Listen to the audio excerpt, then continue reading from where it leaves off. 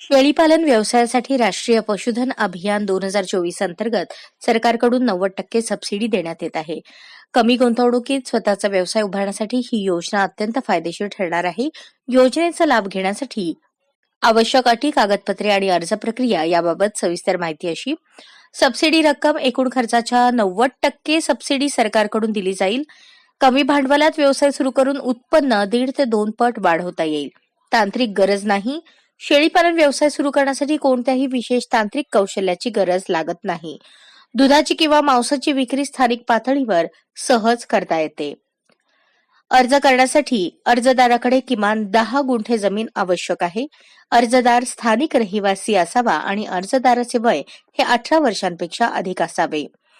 अर्ज करण्यासाठी आवश्यक कागदपत्रांमध्ये आधार कार्ड, पॅन कार्ड, रहिवासी प्रमाणपत्र आणि जमीन मालकीचा दाखला असणे आवश्यक आहे. अर्ज प्रक्रियेसाठी तुमच्या गावातील कॉमन सर्व्हिस सेंटर म्हणजेच सीएससी किंवा आपले सेवा केंद्रावर भेट द्या. राष्ट्रीय पशुधन योजनेअंतर्गत शेळीपालन योजनेसाठी अर्ज भरावा. अर्जात आवश्यक कागदपत्रे जोडणे आवश्यक आहे.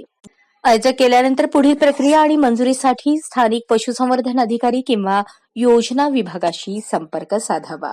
अर्ज करताना सर्व कागदपत्रे तयार ठेवावीत आणि भरलेल्या अर्जाची पावती न विसरता घ्यावी. अर्जाची स्थिती तपासत राहणे आवश्यक आहे. ही योजना 2024 साठी लागू आहे, त्यामुळे याचा लाभ लवकरात लवकर घ्यावा.